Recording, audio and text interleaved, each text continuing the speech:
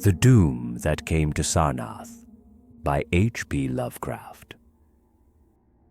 There is in the land of Manar a vast still lake that is fed by no stream, and out of which no stream flows.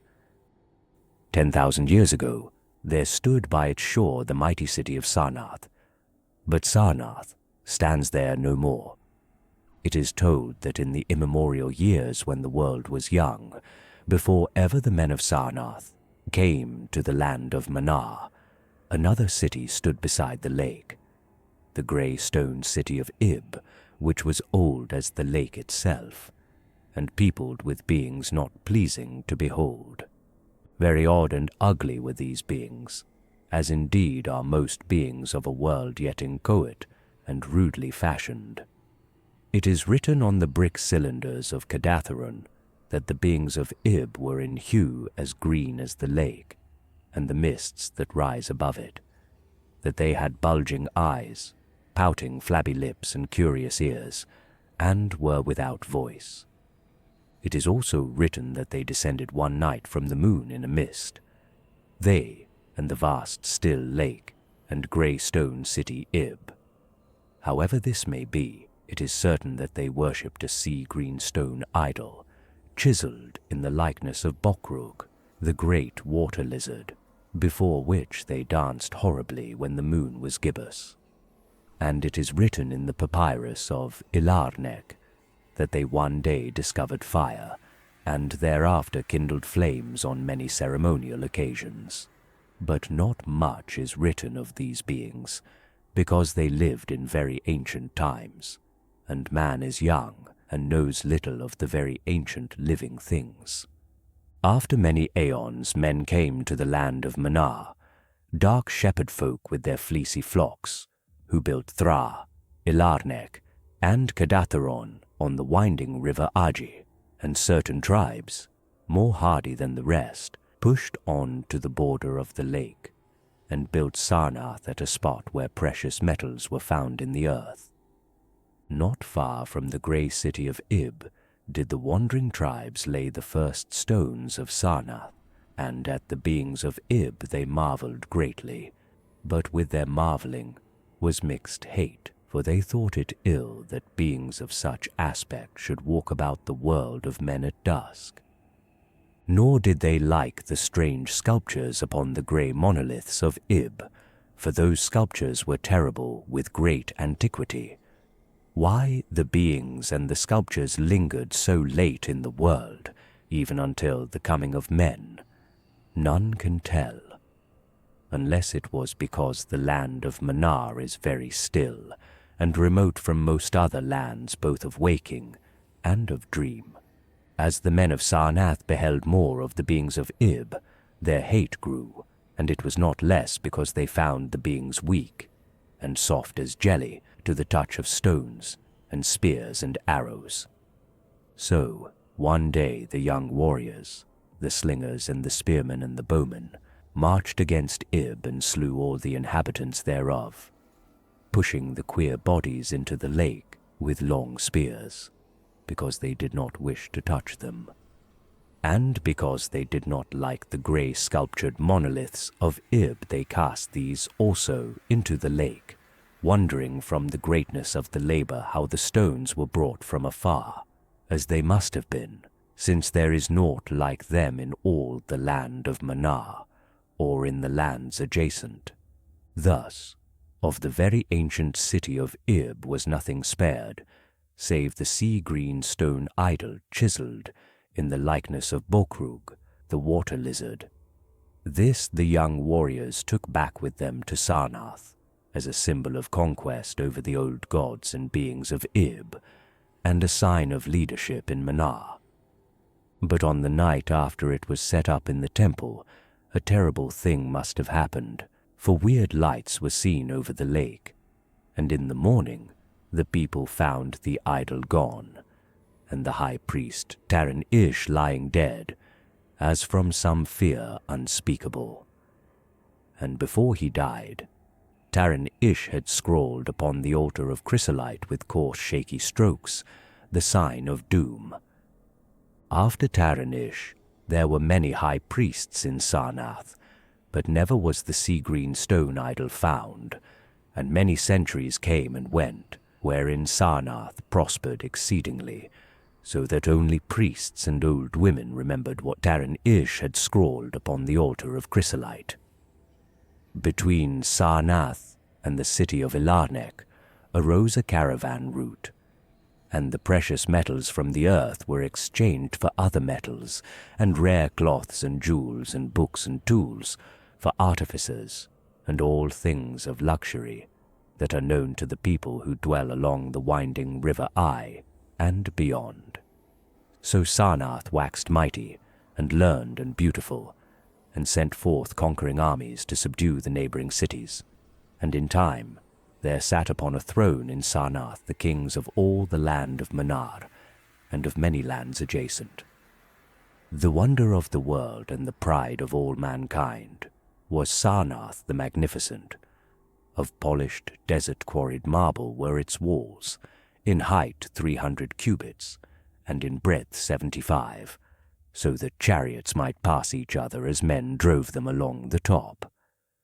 For full 500 stadia did they run, being open only on the side toward the lake, where a green stone seawall kept back the waves that rose oddly once a year at the festival of the destroying of Ib. In Sarnath were 50 streets from the lake to the gates of the caravans, and 50 more intersecting them, with onyx where they paved, save those whereon the horses and camels and elephants trod, which were paved with granite. And the gates of Sarnath were as many as the landward ends of the streets, each of bronze, and flanked by the figures of lions and elephants carven from some stone no longer known among men. The houses of Sarnath were of glazed brick and chalcedony, each having its walled garden and crystal lakelet. With strange art were they built, for no other city had houses like them, and travellers from Thra and Ilarnek and Kadatheron marvelled at the shining domes, wherewith they were surmounted. But more marvellous still were the palaces and the temples, and the gardens made by Zokar the olden king. There were many palaces, the least of which were mightier than any in Thra, or Ilarnek, or Kadatheron. So high were they that one within might sometimes fancy himself beneath only the sky, yet when lighted with torches dipped in the oil of Dotha, their walls showed vast paintings of kings and armies, of a splendor at once inspiring and stupefying to the beholder. Many were the pillars of the palaces, all of tinted marble, and carven into designs of surpassing beauty. And in most of the palaces, the floors were mosaics of beryl and lapis lazuli and sardonyx and carbuncle and other choice materials, so disposed that the beholder might fancy himself walking over beds of the rarest flowers. And there were likewise fountains, which cast scented waters about, in pleasing jets arranged with cunning art. Outshining all others was the palace of the kings of Manar, and of the lands adjacent. On a pair of golden crouching lions rested the throne, many steps above the gleaming floor, and it was wrought of one piece of ivory, though no man lives who knows whence so vast a piece could have come. In that palace there were also many galleries, and many amphitheatres where lions and men and elephants battled at the pleasure of the kings. Sometimes the amphitheatres were flooded with water, conveyed from the lake in mighty aqueducts, and then were enacted stirring sea fights, or combats between swimmers and deadly marine things. Lofty and amazing were the 17 tower-like temples of Sarnath, fashioned of a bright multicolored stone not known elsewhere. A full 1,000 cubits high stood the greatest among them, wherein the high priests dwelt with a magnificence scarce less than that of the kings. On the ground were halls as vast and splendid as those of the palaces, where gathered throngs in worship of Zokalar and Tamash and Lobon, the chief gods of Sarnath, whose incense-enveloped shrines were as the thrones of monarchs. Not like the acorns of other gods were those of Zokalar and Tamash, and Lobon, for so close to life were they, that one might swear the graceful bearded gods themselves sate on the ivory thrones. And up unending steps of shining zircon was the tower chamber, wherefrom the high priests looked out over the city and the plains and the lake by day, and at the cryptic moon and significant stars and planets, and their reflections in the lake by night. Here was done the very secret and ancient rite in Detestation of Bokrug, the water lizard, and here rested the altar of chrysolite, which bore the doom scroll of Taranish. Wonderful likewise were the gardens made by Zokar the olden king. In the center of Sarnath they lay, covering a great space, and encircled by a high wall, and they were surmounted by a mighty dome of glass, through which shone the sun, and moon, and stars, and planets when it was clear, and from which were hung fulgent images of the sun, and moon, and stars, and planets, when it was not clear.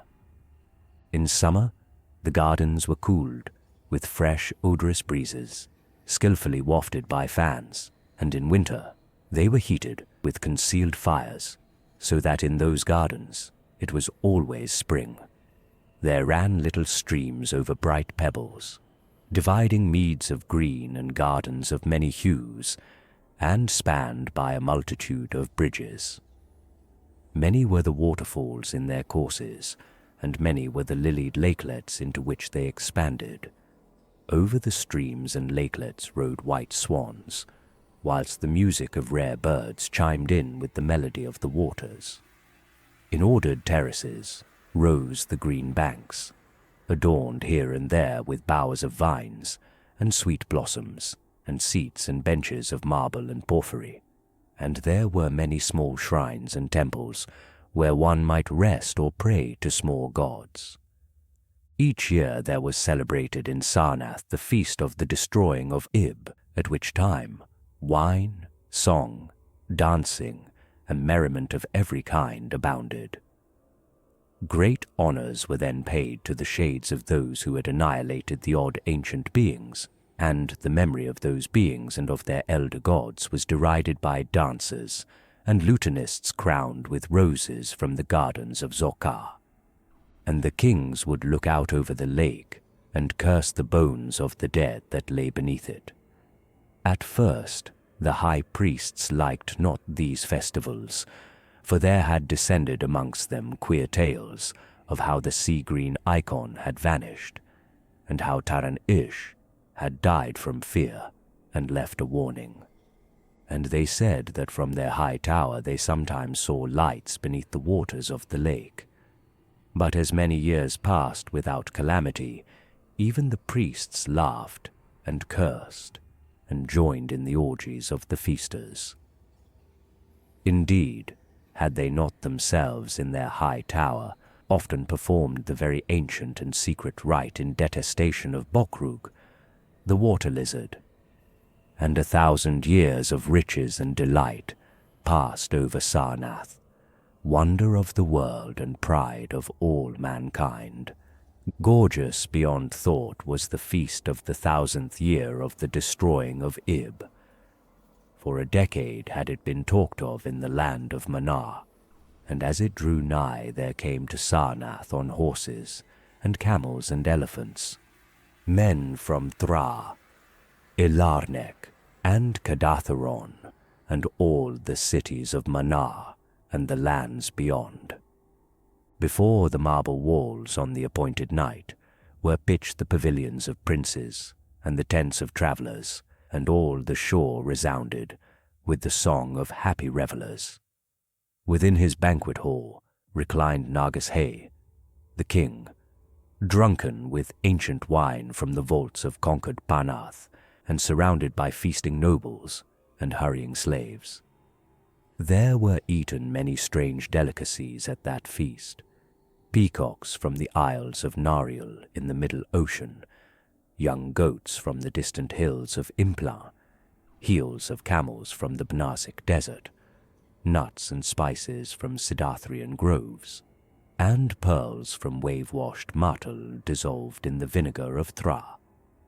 Of sauces there were an untold number, prepared by the subtlest cooks in all Manar, and suited to the palate of every feaster. But most prized of all the viands were the great fishes from the lake, each of vast size, and served up on golden platters set with rubies and diamonds. Whilst the king and his nobles feasted within the palace, and viewed the crowning dish as it awaited them on golden platters, others feasted elsewhere. In the tower of the great temple, the priests held revels, and in pavilions without the walls, the princes of neighboring lands made merry. And it was the high priest Kinaika who first saw the shadows that descended from the gibbous moon into the lake, and the damnable green mists that arose from the lake to meet the moon, and to shroud in a sinister haze the towers and the domes of fated Sarnath. Thereafter those in the towers and without the walls beheld strange lights on the water, and saw that the grey rock Acurion, which was wont to rear high above it near the shore, was almost submerged. And fear grew vaguely, yet swiftly, so that the princes of Ilanek and of Far Rokol took down and folded their tents and pavilions, and departed for the river Aji, though they scarce knew the reason for their departing. Then, close to the hour of midnight, all the bronze gates of Sarnath burst open, and emptied forth a frenzied throng that blackened the plain, so that all the visiting princes and travellers fled away in fright. For on the faces of this throng was writ a madness born of horror unendurable, and on their tongues were words so terrible that no hearer paused for proof. Men whose eyes were wild with fear shrieked aloud of the sight within the king's banquet hall, where through the windows were seen no longer the forms of Nagus Hai and his nobles and slaves, but a horde of indescribable green voiceless things with bulging eyes, pouting flabby lips, and curious ears. Things which danced horribly, bearing in their paws golden platters, set with rubies and diamonds containing wild flames. And the princes and travellers, as they fled from the doomed city of Sarnath, on horses and camels and elephants, looked again upon the mist-begetting lake, and saw that the grey rock Acurion was quite submerged. Through all the land of Manar and the lands adjacent spread the tales of those who had fled from Sarnath, and caravans sought that accursed city and its precious metals no more. It was long ere any traveller went thither, and even then only the brave and adventurous young men of distant Felona dared make the journey. Adventurous young men of yellow hair and blue eyes, who are no kin to the men of Manar. These men indeed went to the lake to view Sarnath, but though they found the vast still lake itself, and the grey rock Acurion, which rears high above it near the shore, they beheld not the wonder of the world and pride of all mankind. Where once had risen walls of 300 cubits and towers yet higher, now stretched only the marshy shore, and where once had dwelt 50 million of men, now crawled only the detestable green water lizard. Not even the mines of precious metal remained, for doom had come to Sarnath. But half buried in the rushes was spied a curious green idol of stone, an exceedingly ancient idol coated with seaweed and chiselled in the likeness of Bokrug, the great water lizard. That idol, enshrined in the high temple at Ilarnek, was subsequently worshipped beneath the gibbous moon throughout the land of Manar.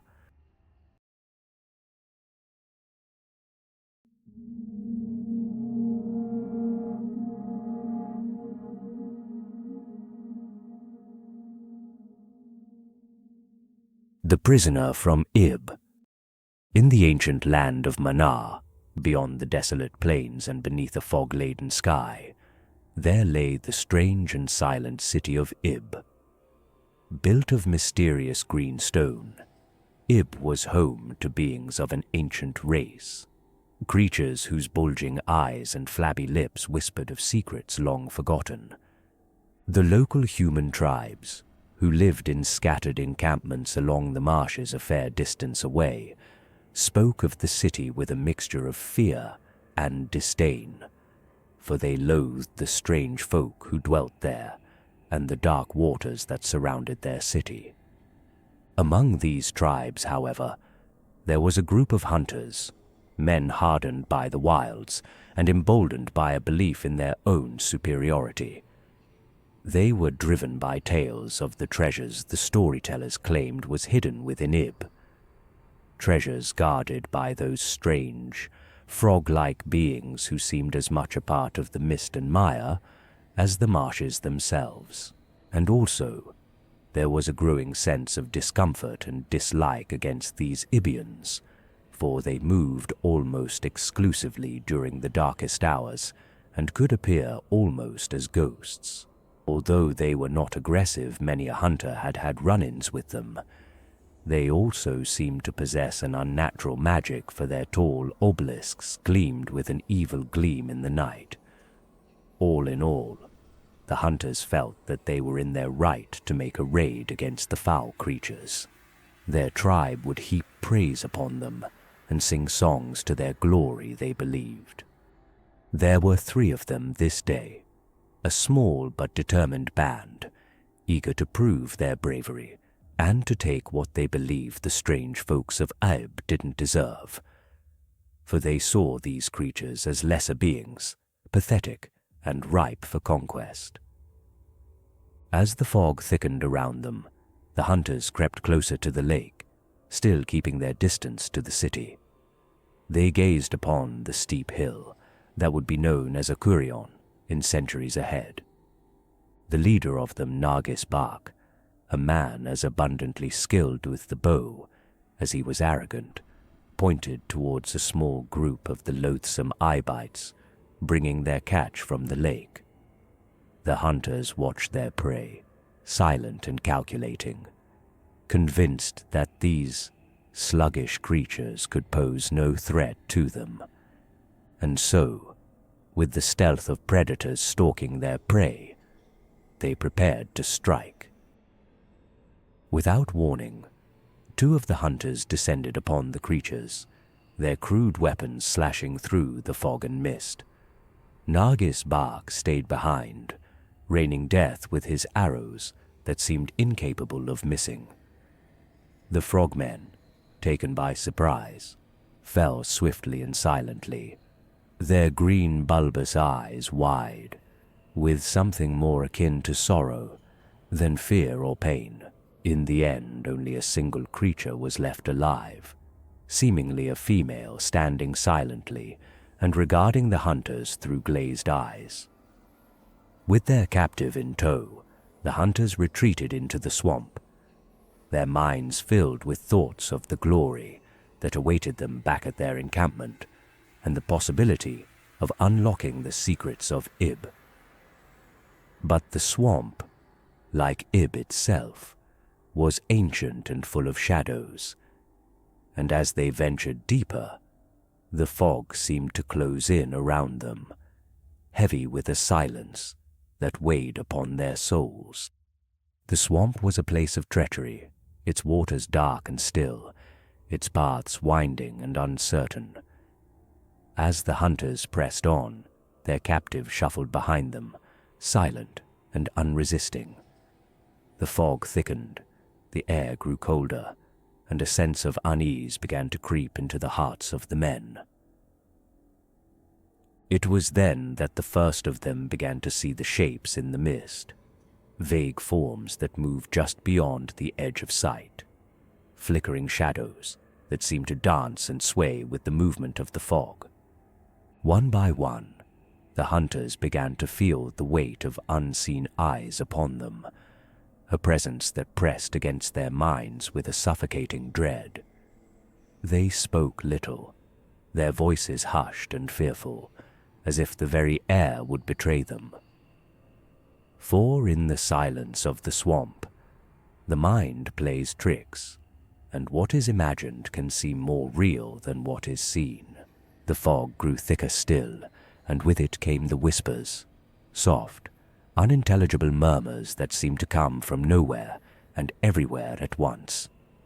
The hunters strained their ears, but the words, if words they were, eluded them, slipping through their minds like water through a sieve. And then, sickly dim green lights began to fade in and out of existence just below the swampy waters.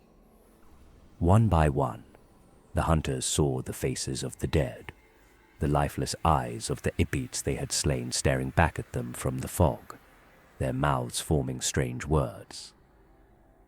The mist seemed to pulse with a life of its own, and everywhere were the uncanny green lights. One of the hunters, maddened by what he saw, stumbled and fell backwards into the swamp, his scream cut short by the cold embrace of the water. Strangely, he did not come to the surface again, and the others stood frozen by terror. And it seemed a great body moved in the water before slowly fading away. As the fog pressed closer, the hunters' fear turned to anger. They looked upon their captive, and in their minds they saw not a creature of flesh and blood, but a thing of malice and dark intent, a being that had brought this curse upon them. In their desperation, they sought to blame the creature, to see in its unblinking eyes the source of their torment. One hunter, his mind frayed by fear, raised his crude dagger, intent on ending the life of the being that had brought them to this accursed place. Nargis Bak nodded his consent, and the man stood and slowly approached the silent being to end its life. However, fate would not have it so. The hunter, confused by the heavy fog, trampled badly and fell. As he tried to rise, he found himself in the grip of an irresistible quagmire that pulled him downwards. Nargis Bak immediately sought to stand and aid his companion, but again he found himself paralyzed by fear. He could naught but watch and cry out in terror as his fellow hunter disappeared. When he was gone, Nargis Bak raised his eyes and found himself silently watched by his cold, frog-like prisoner. The two stared at each other, Nargis Bak feeling the heavy weight of the loss of his comrades. He suppressed an impulse to slay the prisoner, knowing all would have been for naught without his prize. This way, he pondered, at least the glory would be all the greater when he returned as the sole survivor. He steeled himself and walked towards his prisoner, ready to continue the long, tiresome walk through the foggy marsh. And so, they continued, for many hours through the thick fog. Nargis Bak alone remained. He knew in his heart that the swamp, or whatever force was at play, would not rest until it had claimed him also. But yet his pride would not let him abandon his prisoner. He pushed and dragged the silent being relentlessly after him as he picked up the pace. They stumbled through the mire, constantly surrounded by the eerie green lights. Even unto dawn, the hunter struggled through the marshlands with his captive, at some point dropping both his pack and his bow and arrows.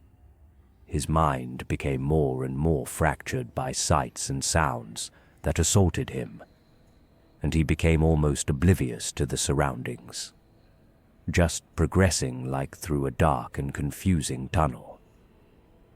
Then, in the pale light of the first dawn, he stopped, his mind and awareness emerging once again, feeling that something had changed.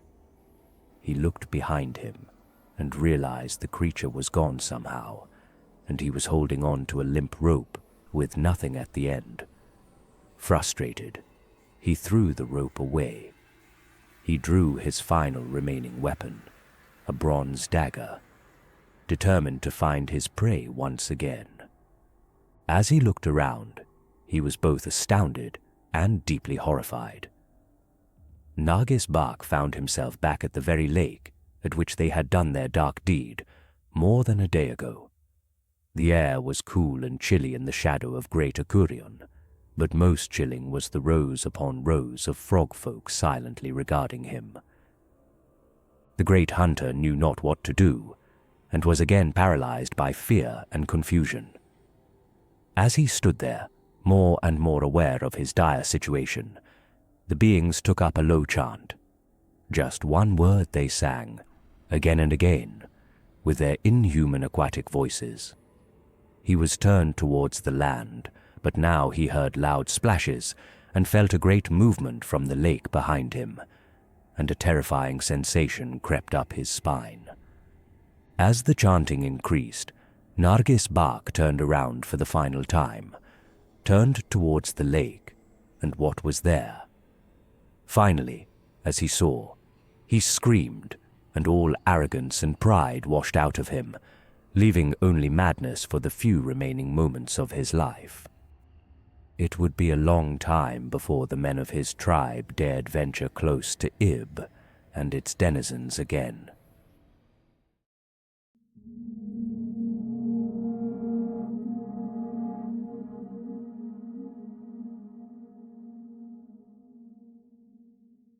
The ill-fated priest. I remember well the day I first spoke against the Ibians, those wretched beings who dared to inhabit the shores of our great lake. The city of Sarnath was young then, its walls not yet as high, nor its temple towers as grand as they would become in later years. In fact, the creature's grey stone city of Ib was larger and far older. But even then, I knew our destiny was greatness, a greatness that could not be shared with those grotesque frogmen across the water. I, Taran Ish, High Priest of Sarnath, second only to the king himself, knew that our future was not one of coexistence, but of conquest. The foul Ibians were an affront to our gods, their bulging eyes and flabby lips and jelly-like bodies a mockery of the divine.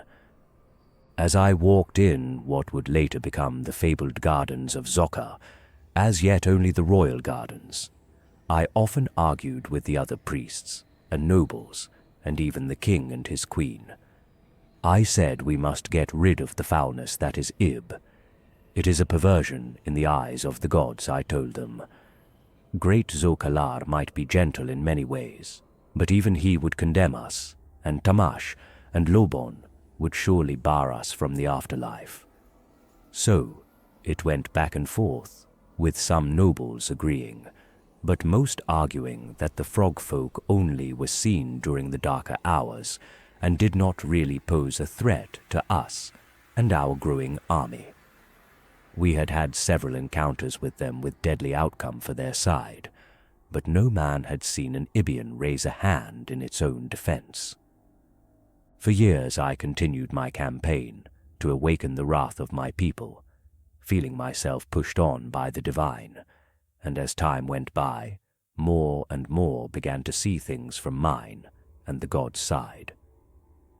At first, even though he had softened his position, the king hesitated. His mind was clouded by thoughts of peace and trade. But I spoke with the voice of our gods, with the authority that had been bestowed upon me. I painted for him a vision of a world where Sarnath stood supreme, its glory unchallenged, and then with far greater riches within reach. "Great King," I said, "do you not see that it is our divine right to rule these lands, to rid them of those who are lesser, those who offend the gods with their very existence?" At last, my words found purchase in his heart, and eventually he was convinced. We gathered the young warriors, and they came to arms with a fervor unseen before, carrying long spears, bows and slings, vowing to tear down the foul grey obelisks that littered the frog-folk lands, as well as to destroy the very city of Ib. My heart rose at their resolve, and I watched them streaming out of our city on their way to do the gods' will, swords gleaming in the sun, shields raised high. I watched from the shore as they descended upon that wicked city, their war cries filling the air. I felt a thrill of pride course through me when the smoke cleared and the last of the Ibians had been pushed into the depths with long spears. Our warriors returned. They brought with them treasures of Ib, strange and wondrous things that we could not comprehend.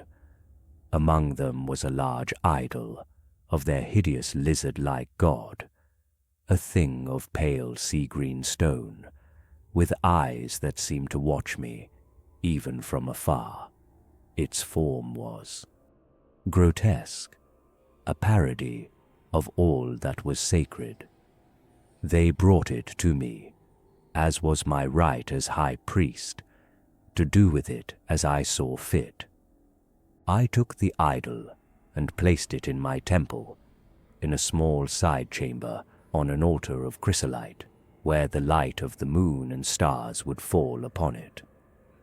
I thought it a fitting place, where it would serve as a reminder of our victory, but from the moment it entered our temple, I felt a chill in the air, a creeping sense of unease that would not leave me. I decided another place would have to be found to display the idol. That night, I dreamed. Dark, twisted visions filled my mind, visions of a great shadow rising from the lake, of green stones and broken idols, of Sarnath crumbling into dust. I awoke in a cold sweat, my heart racing, my breath coming in short gasps. But I dismissed the dreams as nothing more than the remnants of a day filled with excitement and bloodshed. As I drifted back to sleep, I heard a loud noise coming from inside the temple, as if stone was grating against stone. I got up, wondering why no attendant or priest seemed to have noticed it. I took on my mantle, as I felt very cold, and went out from my chamber. In the anteroom, my attendant slept. I called on him and even shook him, but he didn't stir, so I finally let him be, and instead went ahead to find the source of the calamity. As I walked the chill stone corridors, it was quiet, and no more sounds were heard. I began to think that the noise had only been a figment of my imagination, or at least that my mind had exaggerated it. I stopped, and was about to return to my chamber. But then I heard a terrible whisper coming through the corridors, and with it a damp bone-chilling cold. "Taran Ish! Taran Ish!" it called. I felt a cold dread rush through my bones as I stood there.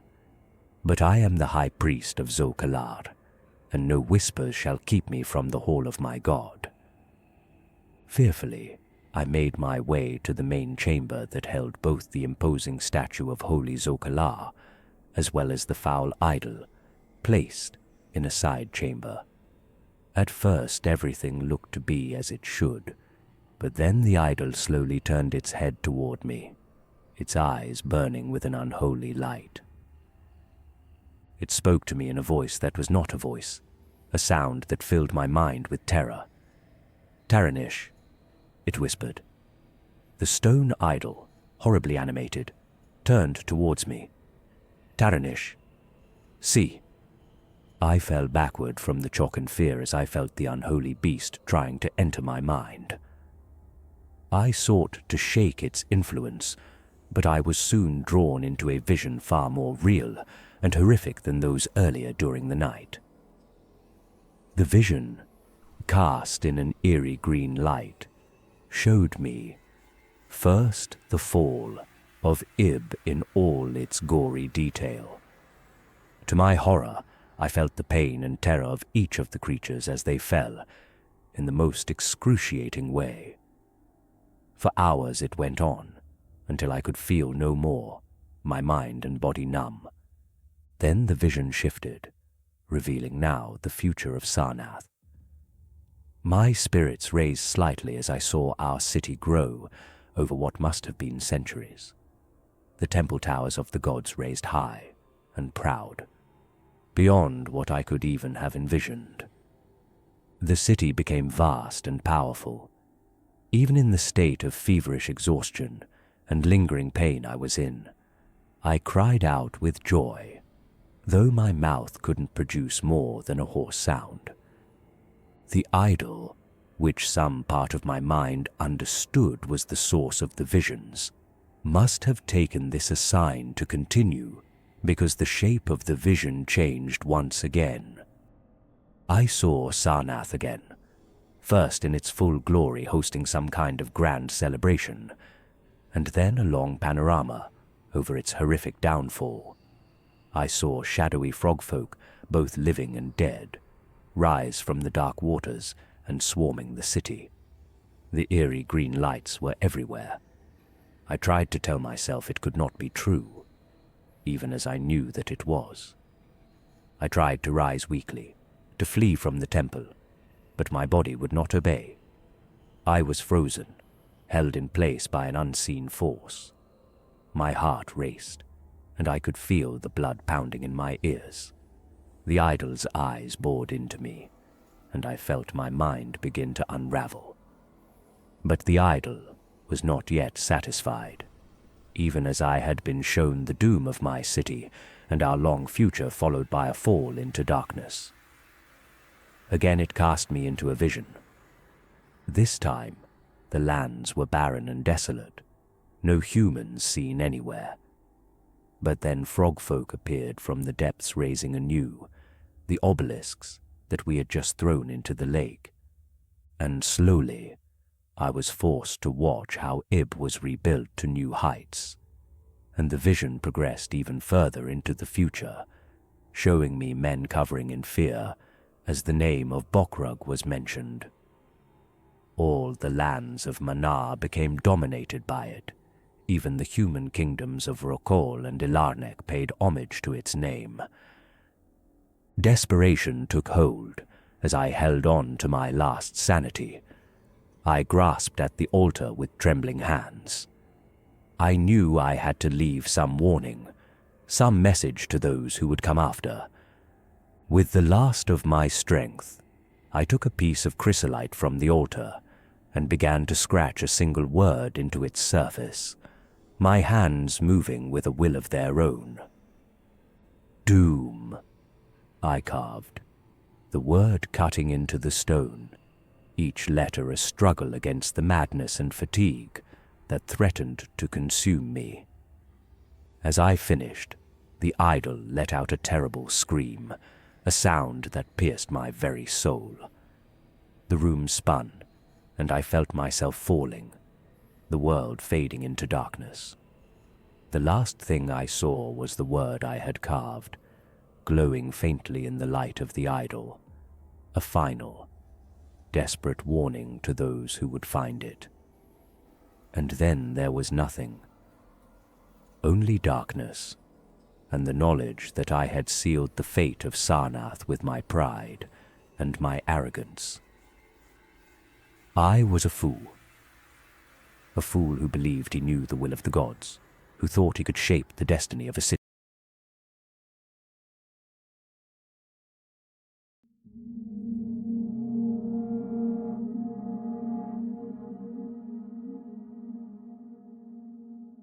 The Detestation of Bokrug. In the later days of Sarnath's glory, when its marble spires gleamed under the sun and cast long, arrogant shadows over the land of Manar, there stood 17 tower-like temples, dedicated to the gods.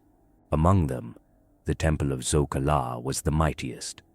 Many hundreds of cubits high it stood, its pinnacle piercing the heavens like a spear. It was here, beneath this vast edifice of stone and faith, that the doom of Sarnath would be sealed by a ritual as old as the city itself. Nahem, a young priest in the service of Zokala, had often marveled at the grandeur of the temple, its vast halls lined with carved stone, the majestic central hall with the imposing and lifelike statue of the bearded god, draped in the richest silks. Yet, despite its beauty, a shroud of unease hung over him, whispering to him in moments of solitude, a faint echo of a time before Sarnath, before even the first stone of its mighty walls had been laid. It was in the midst of this unease that Nahem was summoned by the high priest Taran Voz to a secret meeting of which he mustn't speak on pain of death. He descended ancient stairs and was led through shadowy corridors that twisted deep beneath the temple's foundations. Even as a priest of the temple for many years, he could never have guessed at their existence. Here, in a cold and dreary chamber weakly lit by flickering torches, he found Taran Voz and a number of elder priests waiting, their expressions unreadable in the gloom. Nahem was awed and much worried, for he had rarely been in the presence of such assembly of elders, and never the direct object of their scrutiny. Without wasting words, they presented to him an ancient text, its pages brittle and yellowed with age, covered in symbols that seemed to writhe and change beneath his gaze. The words spoke of a rite, performed once every decade, to bind the spirit of the water-lizard god of the long-vanquished city of Ib. It was a rite that required the blood of a new priest, true in his faith of Zokala, spilled upon a forgotten idol hidden deep beneath the temple. Nahem's blood ran cold as he read. The rite was said to secure the continued prosperity of Sarnath, but the text hinted at something darker, a pact forged in fear and secrecy. Was this offering truly to the glory of Zokala, he wondered. The priests said nothing as Nahem raised his eyes from the page. The silence was oppressive, filled with unspoken threats. To refuse their will would be unthinkable, an act of treason against both the highest echelon of his religion and his city. To comply would mean reward, to become in time one of the elders or even high priest, honored, revered. Yet, in his heart, Nahem felt a growing dread, a premonition of doom that he could not shake. In the days that followed, having returned to his normal duties, his sleep was restless, plagued by dreams of green waters and the pale, bulbous eyes of strange beings watching from the depths. He awoke each night with a start, the taste of a dank liquid on his lips.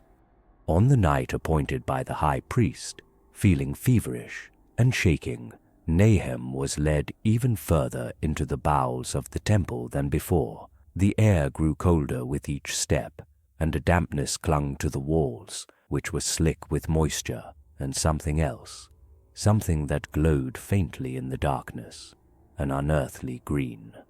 At last they reached a vast chamber, its ceiling lost in shadow, so far into the depths that it must be 1,000 cubits to Zokala's bright hall. At the chamber's center stood the lizard idol, grotesque and menacing, carved from a stone unlike any Nahem had ever seen, smooth and cold, yet alive with an inner light that pulsed like a beating heart. Around it, the elder priests gathered, their faces bathed in the green glow, eyes glazed and reflecting the same unnatural hue. Nahem's heart pounded in his chest as he stepped forward, noticing how damp and cold the chamber was. The idol seemed to watch him, its eyes, if they could be called eyes, glinting with a cruel intelligence. He glanced at the elders, hoping for some sign of reassurance, but what he saw chilled him to his core. Their faces were twisted, their eyes bulging and watery. Under their relentless gaze, he forced himself to pick up the bronze dagger that was placed before him. He fumbled, but finally managed to cut himself, so blood trickled forth. Holding his hand over the ancient bowl, he started to fill it, realizing it would take a long while.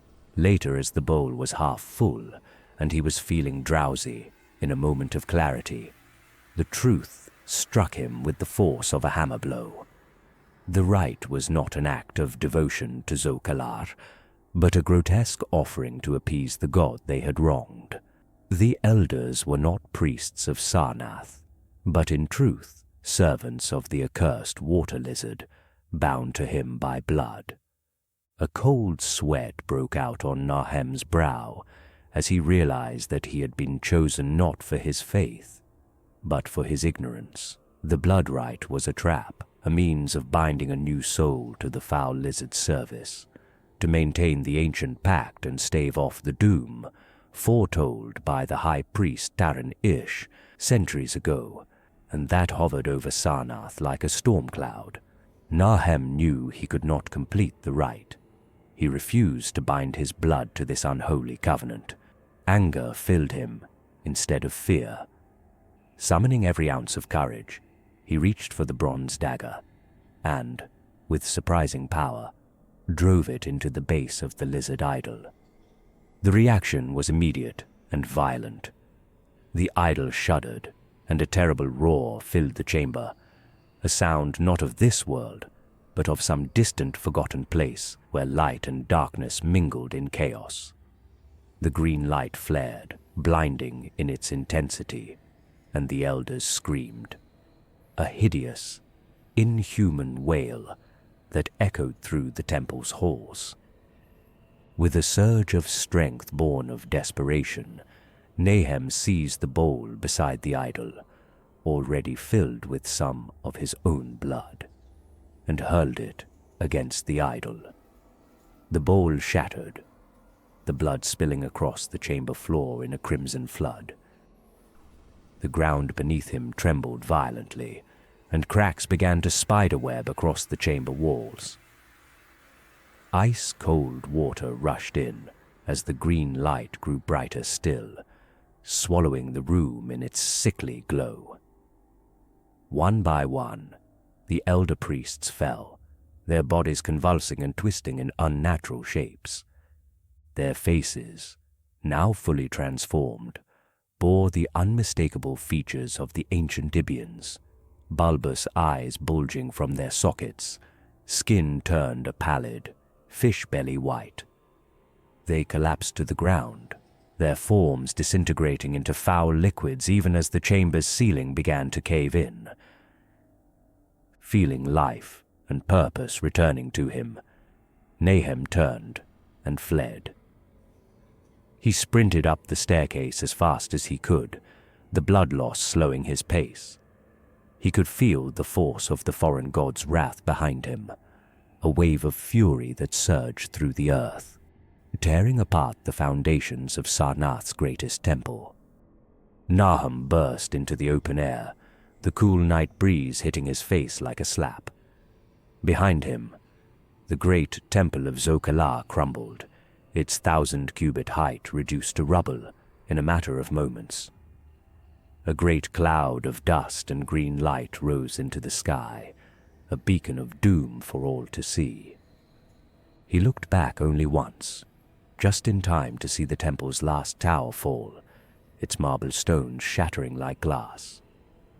In that moment, he saw a vision of Sarnath's future, a city sinking beneath the dark waters of the lake, its proud towers swallowed by the depths, just as Ib had been swallowed long ago. With a heavy heart, Nahem turned away from the ruins and fled into the wilderness, leaving Sarnath behind forever. He knew now that the doom was inevitable, and that he could not save the city from its fate. He could only save himself. As he disappeared into the night, the green light faded from the sky, leaving only darkness and the distant echo of a name that would haunt him forever. Bokrug. There were only 2 decades remaining until the 1,000-year celebration of the just and glorious destruction of the evil city of Ib. The young king, Nargis Hay, surveying the rubble after the strange earthquake from on top of the Akurian hill, swore before priests and nobles that the most holy tower of Zokalah would be raised even higher and finished well before that momentous occasion.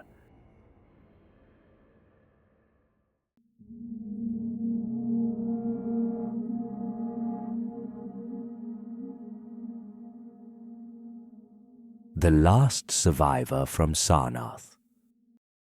I am the end of my line, the last living soul who beheld the marble streets of Sarnath before it was swallowed by the fog and the night. I was just a boy then, scarcely old enough to comprehend the gravity of what I witnessed, but old enough to remember the horror that claimed my city.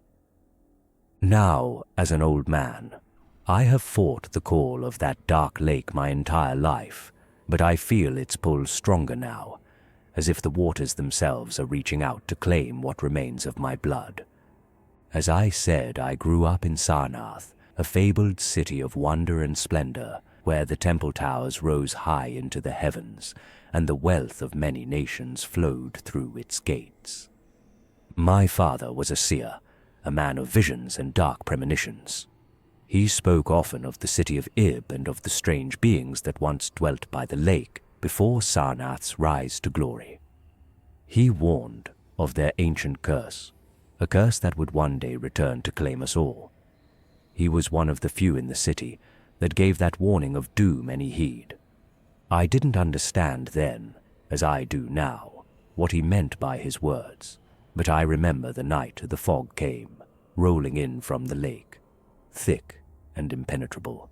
My father had seen it in his dreams and had made preparations. He took me by the hand and led me, my mother and my older sister, out of the city.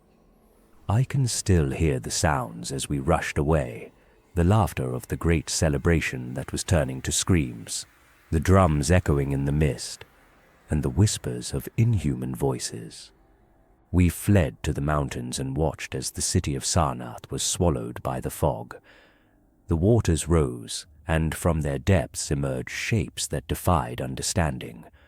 Ghosts of the dead, shadows of creatures that never should have been. I saw them with my own eyes, those unspeakable things moving through the fog, and I knew that Sarnath was lost. For years my father tried to understand the curse that had befallen our city. He carried with him an object taken from the ruins of Ib, a stone tablet inscribed with symbols that no one could decipher. He believed it held the key to understanding what had happened, and perhaps even to lifting the curse, but he never found the answers he sought. He died years after, haunted by the visions, still tormented by the knowledge that the curse had not ended with Sarnath. I have spent my entire life trying to escape that curse, to resist the call of the lake.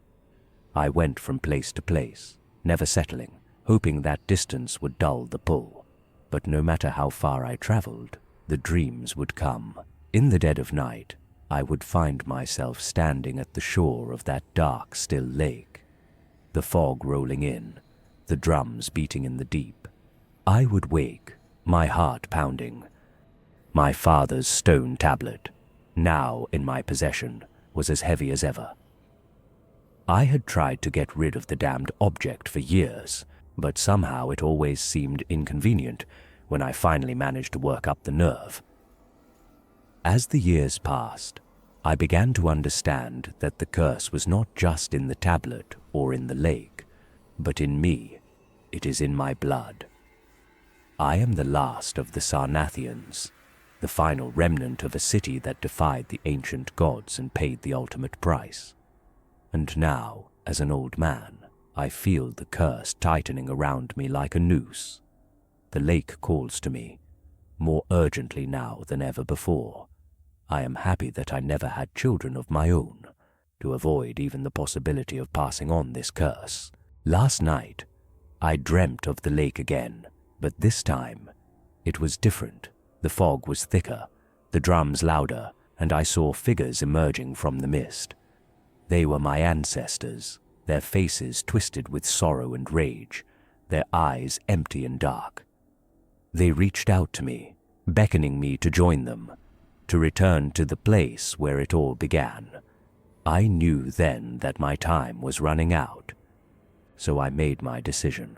I would return to the lake, confront the curse that has plagued my family for generations, and perhaps find some semblance of peace. I set out before dawn, the stone tablet heavy in my pocket, its cold weight a constant reminder of what awaited me. As I descended from the mountains, I could feel the fog gathering around me, thicker with every step I took toward that accursed lake. On the path, as I drew nearer to the lake, I noticed strange figures moving in the distance. My heart quickened. I knew those figures. I had seen them in my nightmares. They were the descendants of those who once lived in Ib, the strange beings my ancestors had so cruelly destroyed. The frog folk, as my father had called them, though he dared never speak that name aloud. These creatures, with their sloping foreheads and bulging eyes, were not merely figments of a forgotten past. They were real, and they were here, performing some kind of ritual. I crouched behind a boulder, hidden from view, and watched as they gathered around a circle of stone obelisks, unlike any I had ever seen. The obelisks were tall and slender, carved with the same symbols that adorned the tablet I carried. They pulsed with a faint green glow that seemed to grow stronger with each beat of my heart. The frog folk chanted in low, grunting tones, a language both alien and eerily familiar, echoing with a rhythm that stirred something deep within me. I felt the tablet grow warm, as if responding to their chants. The fog around me thickened, and the air grew heavy with the scent of wet earth and ancient things. I watched, transfixed, as one of the frog folk raised its arms to the sky, holding an object aloft, a tablet, much like the one I carried, but larger and darker, its surface glistening with moisture. Then, as if in response to some unseen command, the waters of the lake began to churn and bubble. The ground beneath me trembled, and I heard the low rumble of drums from deep below the earth, the same drums that had haunted my dreams for so long. I could feel the pull of the lake growing stronger, urging me to step forward, to join the ritual, to give myself to whatever lay beneath those dark waters. I knew I should have turned back then, should have fled back to the safety of the mountains, but something kept me rooted to the spot. Perhaps it was the accursed tablet, or perhaps it was a deep, unspoken need to understand, to know the truth of what had happened to my city, to my family. I watched as the frog folk continued their ritual, their chants growing louder and more frantic. The obelisks glowed brighter, casting long shadows across the ground, and the waters of the lake began to rise, creeping slowly toward the circle of stones. In that moment, I understood. The obelisks were markers, ancient sentinels that had been raised long before Sarnath, long before the first stone of our city had been laid. They were a conduit to the forces that lay beneath the lake, forces that had been angered by my ancestors' hubris and cruelty. I felt a cold dread settle over me, a fear unlike any I had ever known. I wanted to run, to flee from that place, but my legs would not move. I was trapped, caught between the need to know and the terror of what I might discover. The fog swirled around me, thick and impenetrable, and I felt a presence there, just beyond the edge of sight, watching, waiting. Then, without warning, the ground beneath me gave way, and I was falling. I tumbled down a slope, the fog blinding me. the sound of the drums growing louder and louder in my ears. I landed hard on a cold, wet surface. The breath knocked from my lungs. I lay there for a moment, dazed and disoriented, the fog pressing in around me, the drums now deafening. When I finally managed to push myself up, I realized I was at the water's edge. The lake stretched out before me, dark and still, the fog hanging over it like a shroud. The frogfolk were gone, their chants silenced, but the obelisks remained, glowing with a sickly green in the mist. I could feel the stone tablet burning hot against my skin, as if urging me forward to step into the water. And so I did. I waded into the lake, the water lapping first at my ankles, then my knees, then my waist. The fog closed in around me, and I could feel a presence there, just beyond the veil made by the fog. I took out the tablet and held it out before me, its surface now blazing with a green light that cut through the fog like a knife. I don't know what I expected to find in those waters. Redemption, perhaps, or maybe just an end to the torment that had plagued my family for generations. But as I stood there, waist deep in the dark lake, I knew that there was no escaping the doom of Sarnath. It was a part of me, as much as the blood in my veins or the air in my lungs. It had been passed down from father to son, from mother to daughter, a legacy of fear and madness that could not be denied. The fog began to swirl around me, faster and faster, the drums beating louder and louder, until I thought my head would split from the sound. And then, in the midst of the cacophony, I heard it.